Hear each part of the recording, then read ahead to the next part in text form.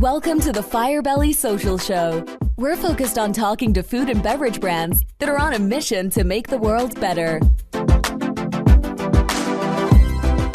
Hey, everyone. Duncan Alney here with another episode of the Firebelly Social Show, where we chat with leaders and founders of mission-driven food and beverage brands. And let me tell you, they are an incredible group of people, these founders and leaders. They are practicing their craft and dedicating their lives to what they're doing to make the world a better place. So we're really grateful for this group of people. This episode is brought to you by Firebelly Marketing. At Firebelly, we help mission-based food and beverage brands bring people closer through social media marketing. So if you're ready to set your brand on fire, go to firebellymarketing.com to learn more. And we've got a really great show lined up for you today. I'm so excited to welcome Eric Gutknecht from CharcutNuvo. I hope I said that right, Eric. Welcome to the show. That's perfect. All right. And look, let me give a brief intro. He is a fourth generation sausage maker, and their family is originally from Switzerland, moved to Colorado when he was 3 or 4 years old, and he's carried on his family's culinary tradition. And the company is proud to produce the cleanest and best sausage in the country. It's the only sausage brand globally to have achieved regenerative organic certification. And look, this guy doesn't just produce the sausage, he also eats it all the time. And he fuels his training for triathlons with this. And I'm just so excited to have you, Eric. Welcome to the show. Thank you for having me, Duncan. This is great. Eric, now let's say this. What was it like growing up in a family where sausage is practically royalty? Well, I can tell you from my parents, I mean, growing up, I obviously grew up in the company, and for them, it was cheaper to have me start working at the age of 8 instead of daycare. I just came in and started packing sausage at the age of 8 years old. And then my whole life, of course, revolved around sausage. Vacations were around visiting customers or suppliers or vendors. And of course, everything was about the sausage. Every time I had a break from school, I'm working in the sausage factory. But I loved it. And I always loved sausage. I remember the movie Ferris Bueller's Day Off. And I'm trying to think of the guy in the movie. He's the sausage king of Chicago. So you're the sausage king of the United States, pretty much. Well, I get a lot of jokes, of course, of that. A lot of wiener jokes, a lot of sausage king of Denver jokes. My fiance is the sausage queen to be in our fantasy league. So a lot of sausage jokes around here. I've heard them all. Now, let me say this. Your company is the only sausage company globally to achieve this certification, this regenerative organic certification. Obviously, this is a huge thing and a huge move. Can you break it down for us? Yeah. So essentially, we're one of the few brands left that actually manufacture ourselves. So that allows us to, really source very specific farms and ranches. So we were certified organic in 2016. And then, we really believe in trying to make an impact on the planet. So we felt like regenerative organic is the way to go. Essentially, I'm not sure how familiar you are with regenerative agriculture or how familiar consumers are, but, for us, it was a no-brainer, because what regeneration does is it returns the land back to its original state, which essentially means, how a lot of the land has been ruined by pesticides and herbicides and over-tilling and not rotating crops and this and that and the other. And, the original moist soil has turned into essentially just kind of dust. So what regeneration does is it brings it back to its normal state, which is better for all of us. It's better for the climate, reduces, carbon emissions, it captures carbon. In fact, it's just amazing. So for us, we thought regenerative organic is the way to go. Just regenerative, that means something, but we feel like regenerative and organic is the gold standard. There's definitely some greenwashing already on some labeling and some claims. So we felt like going for the gold is the way to go. We're always trying to achieve the best and make the biggest impact. And that's kind of why we went down the regenerative organic certification.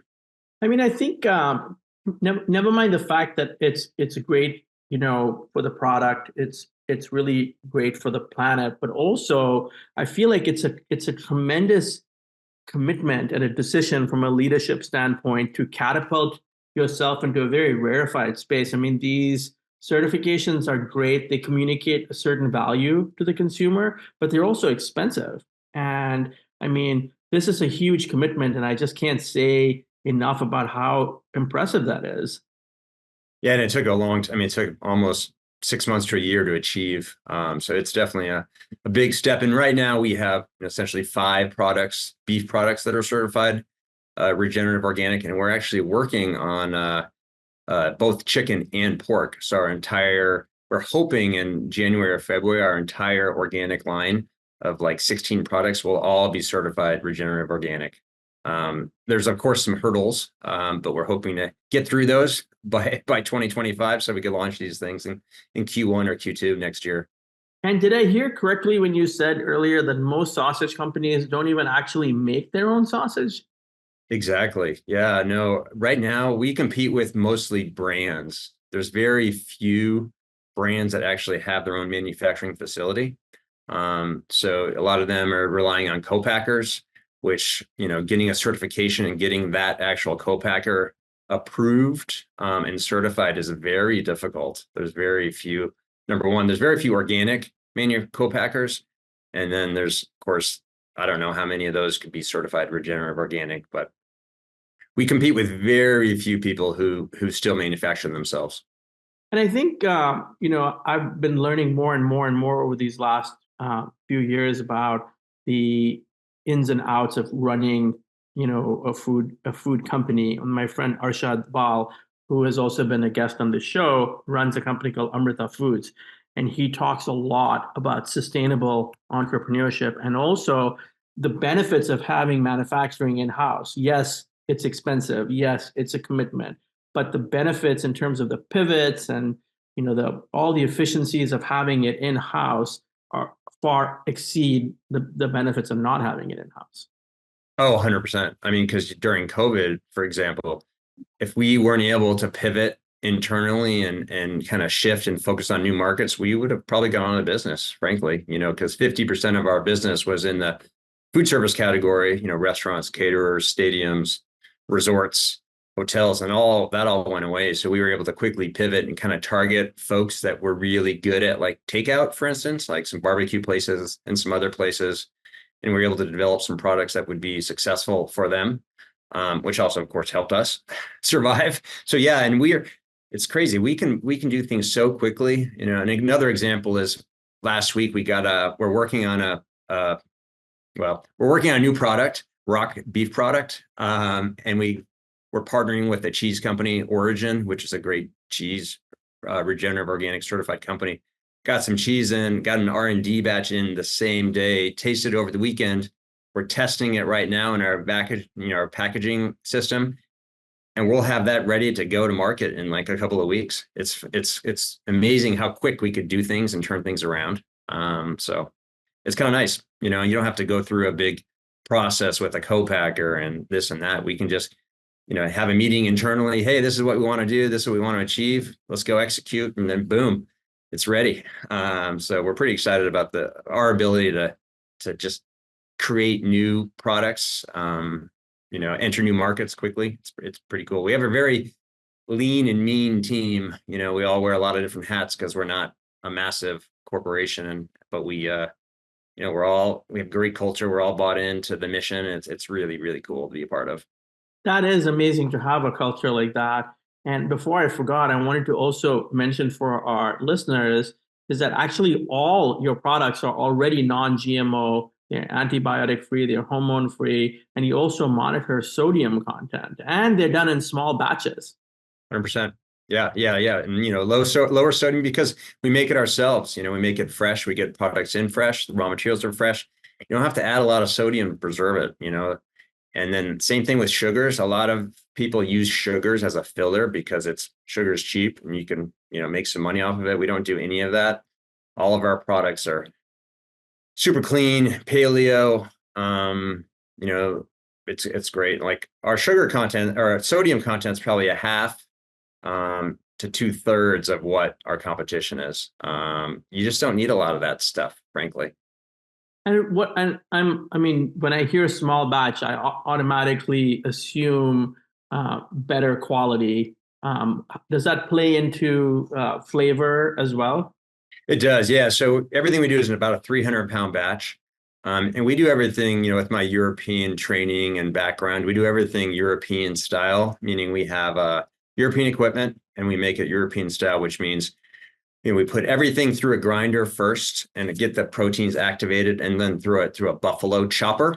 And what that does is it gives you better consistency, better flavor and spice distribution versus a lot of the bigger co-packing brands that do like 2,000, 5,000-pound batches where they just throw it in a grinder, mix in some spices, mix it up, and then that's it. So you don't get the same kind of bind. You don't get that same bite every time like you would expect you'd get from our products. And for us too, if there's something that's, let's say the meat looks a little fattier or a little leaner, we can adjust on the fly since we're doing it ourselves. And we also, we do a lot of flavor staging, which is cool. Like we're very deliberate in how we process the product. Like when do you add the cheese? When do you add the jalapeno? When do you add the whole cherries, etc. And all of that makes a big difference in the end product.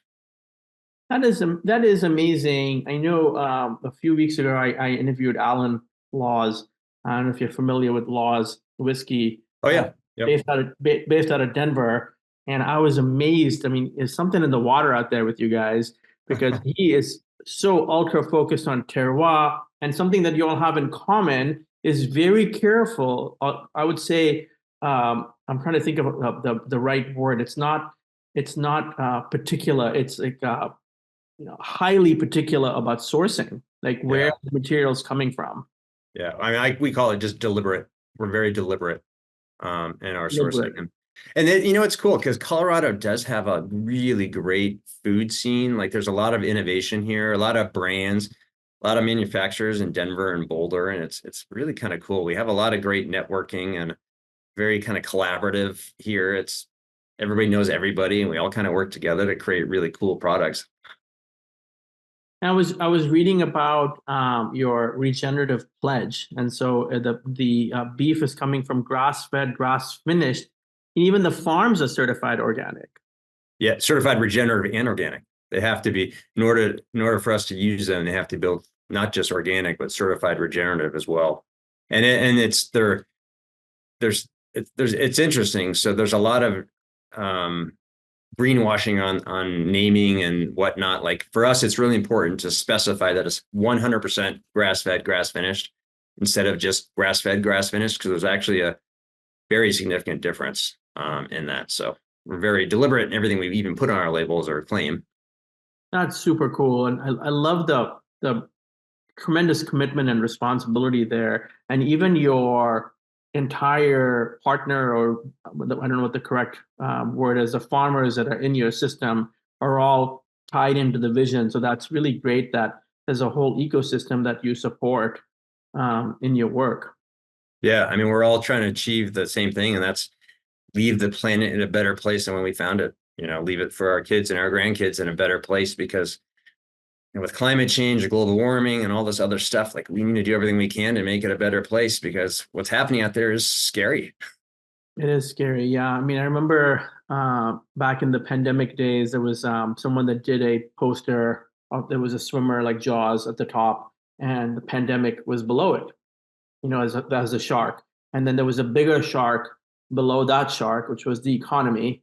And then the biggest shark at the bottom was climate change.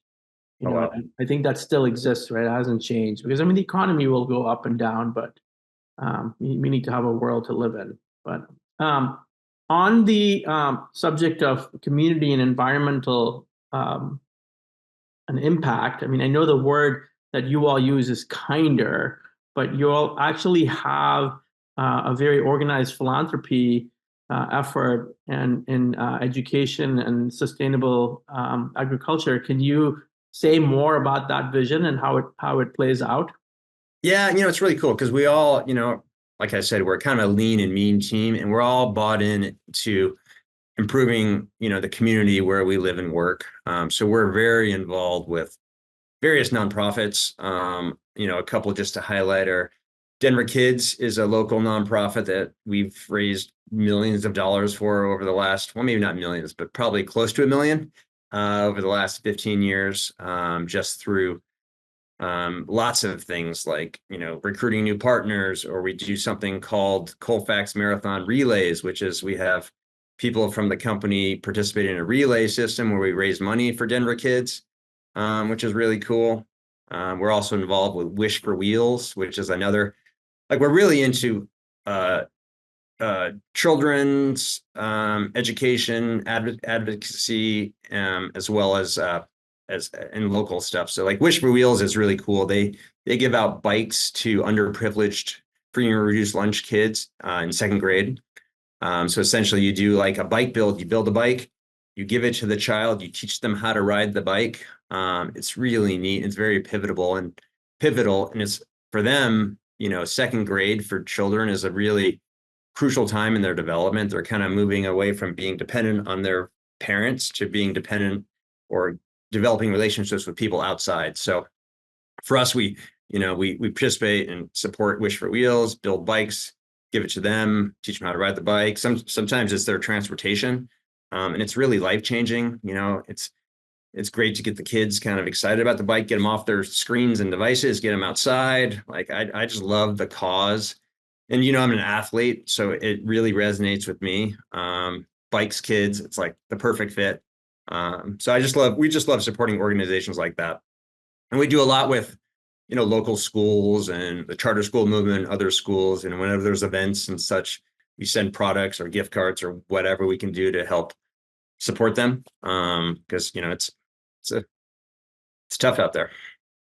I mean, I think that that is telling me so much about your culture right there, and you have a small tight knit team and everyone's focused on the same things. That really is, it's such a wonderful story about family business and small business that is making a big impact. I mean, I like to use the word small but mighty, right? Yeah. Totally. We're lean and mean. Now, let me ask you this. You're an anomaly in a lot of the founders that I talk to, in that you're a high performance athlete. And, look, even a baby triathlon, like a sprint triathlon, is a humongous deal. You've got 3 very different kinds of activities. There's transitions, there's the mental preparation, there's the fueling. What's that like, and how does that help you in your daily work, and as a family man and soon to be husband? How does that help you? Well, it's interesting. I mean, because there's a lot of things in triathlon that can equate to process and procedures at work. In triathlon, especially if you're doing like a short distance race, like a super sprint or a sprint, every second counts. But you could be on the podium, or you could win or lose or whatever. Like for me, I'm kind of competitive, knowingly competitive probably, but same thing in like our packaging department. Like every little step counts. And if they're wasting like 2 seconds per box of product, you add that up for the year, it's just a lot of money that's kind of lost. So we really focus on like making every second count essentially, and thinking through that. And then I don't know, triathlon, I just, I started doing triathlon like, gosh, 25 years ago. And I just love it, and for me, I love the competition day, but I really love having the training and the structure and being prepared for every possible situation. And it's the same with production. Like we got to be prepared in case things happen, and stuff does happen, and another, want to get off track here, but an example was I was just racing in the World Championships, and in the swim, in the first 100 yards, somebody like punched me or elbowed me in the face, and my goggles and swim cap went flying. But since what I've always done is I wear my goggles underneath my cap in case something like that happens, and it's never happened like this, but fortunately it did. So the swim cap went flying, and the goggles, I could feel them hit my shoulder, and I just put my hand back and they fell back into my hand. Oh my gosh. And if I didn't catch those, my day would have been over. And if they would have been on the outside of the cap, there's no way I would have found them. So just one of those things where just being prepared for the worst. And we preach that around here, just being prepared for all situations, whether that's supply chain or cross training or whatever it is, we're prepared for just about anything so we can be successful. And it's the same with triathlon. I mean, I think that's such an amazing story because I've done 5 sprints in my life.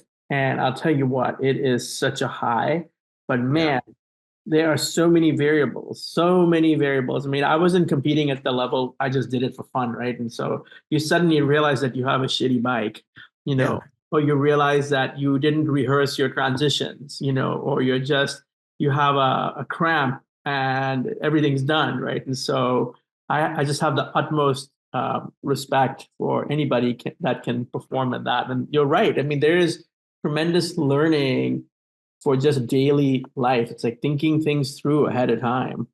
Yeah, and just be prepared, because you can drop your nutrition or you have a flat tire. I mean, just so many things can happen, and it's just like same thing in production. The piece of equipment could break, or you don't get a delivery of your organic apples, or there's so many different things to be prepared for. And I it's definitely interesting the parallels between the two. I think that's an article right there. Could be. You know what? I'm gonna follow up with you. We're gonna make that happen. That's right. I mean, so let me ask you this. What is it that you would say? You're an extremely balanced founder. What would you say to the founder? That hasn't come up in a family of entrepreneurship. Is trying to outwork everyone to stay competitive. What advice would you give to young founders? Well, I'd say number one is, make sure it's your passion. If you're not passionate about it, or the product or the service or whatever you're providing, it's never going to be successful, because it's something that's going to be on your mind all the time, and you have to love it. And I think when you love something that much, people around you see it and buy into it and get on board, frankly, because it's hard to just like we could never roll out just a commodity hot dog or a product that's just kind of like mediocre, or not the best. And we're always striving to be the best, have the best possible tasting product. It just makes a huge difference. I think that's the primary thing, is have a follow your passion and make sure it's a passion project. Don't just try and fill a need or whatever. And I guess the other thing too, it's not really related to that, but what I also tell people is make sure you have a strong banking relationship. Know your banker, know them well. Make sure you have a solid relationship, because that can really pay dividends during the ups and downs of a business cycle. During COVID, if we didn't have a strong banking relationship, we could have been in real trouble, because, as I mentioned earlier, when you lose all that business and now all of a sudden you can't meet your bank covenants or whatever, a lot of banks will just shut you down. If you have a relationship, you can talk through things and how things are going, then that can really, that can help you in the long run. I mean, that's sure brilliance, man. I was talking to Josh Sizemore, who's a serial entrepreneur, and last Friday, and we're talking about the fact that there's a sort of inverse relationship, right, between outside investment and vision, and the loss of vision, and your values suddenly come into question, because the moment investment comes in, there's some uncertainty over which direction it's going to go in, right? And if you're desperate for the investment to continue, are you going to lose control? Are you going to lose your vision? Are you going to lose your values? And also, any chance of, for those people that are looking for exit, which clearly you are not, but those that are looking for an exit, it even dilutes your exit opportunities, right? So his whole point was, fight for control, don't give up control. Exactly. Exactly. And that's one thing that's really important to our team is, even if we ever had to take on a partner, we don't want to ever if we had to expand or buy a facility or grow the facility additionally or buy near whatever, like we want to make sure we maintain control because, I do think consolidation right now in the US has really hurt business. Not hurt, it just kind of, like you mentioned, you lose the passion, because everybody wants to make that the dollar, they all want to just flip, grow the brand, grow the brand, grow the brand. You lose a lot in there and then flip it and sell it to the next private equity fund that's trying to grow the brand again. So I do feel like for us, like we love the fact that we're independent, private, and yeah, I don't know. It's great because you just it's just better to get buy-in instead of like trying to grow it just so you can flip it. We're growing it to be like, our goal is to be the number one natural and organic dinner sausage brand in the US. We're number 6 right now. We got a ways to go. But that's coming from like number 53 2 or 3 years ago. So we're going up and up and up, and our goal is to be number 1. Hopefully that happens sometime. It's not going to happen this year, maybe in a couple of years. That's awesome. I forgot to, in all my excitement, I forgot to ask you, or maybe you already mentioned it and I missed it, about your partnership with Prost Brewing Company. Yeah, we have a lot of cool local partnerships, and Prost is like this amazing beer. So we partnered with them and made a beer brat that not only they can proudly serve at their beer houses and gardens and breweries, but also that we could sell at retail and highlight the partnership. So Prost is a really cool local brand that's got great beer and they're growing, and we're excited to partner with them. We do a lot together. We just did a photo shoot with them a couple weeks ago, and we'll be doing some more stuff with them, just collaborating on cool things because they're just another cool local company that's trying to make a difference. Vienna lager and one of your sausages sounds like the perfect combination. So so good. We did we've made lots of different types of beer brats, and if you line them all up, Prost is hands down the best one everyone's ever tried. So it's great. Thank you so much, for making the world a better place. And not only that, but the 5th generation is working on the production floor. And so we are definitely behind you with your vision. And just so that people hear it from you, where can people find the product and how can they get their hands on it? Well, we're pretty strong. So we're pretty strong in the West. Like our main retailers in the West are like Natural Grocers is in every state except for California. But we're strong in California at all the natural and organic specialty stores. And the same holds true, in the Midwest and the East Coast. We're in a lot of the co-ops, like the NCG or Infra Organic Co-ops. We're really strong there because they really align with our mission. And they're excited about this initiative. We're working on more distribution in the Midwest and the East and the South, but right now it's a lot of the kind of the mom and pop organic granola stores, crunchy stores, whatever you want to call them. But those are kind of our people who care about what they're putting in their bodies and how it's raised. So right now we're in a lot of those.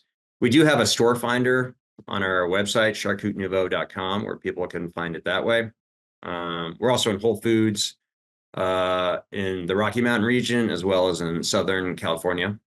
In Costco, we're in Colorado and sometimes in the Bay Area as well. So, super. But cool. Our store finder is probably the best place to figure out if there's anything available near you. And can people order online too? Yeah, they can. Okay. But shipping is crazy. If there's something near you, we recommend that because shipping across the country, refrigerated, dry ice, cooler boxes, it's expensive. So if people do order online, we always suggest order like 10 packs, put it in the freezer because before you even order anything, it's like $16 before you add a pound of sausage to the box because it's shipping across the country is very expensive. And FedEx and UPS are not as reliable as they used to be. So I've heard that from some other founders as well. Well, thank you so much again. Any parting words before we sign off? Not really. I think we covered a lot. I really appreciate the time. I think you guys it's a great podcast. I enjoy listening to it, and happy to happy to come back if you want me back. Absolutely. There's, you guys are doing an incredible job. It's an incredible conversation.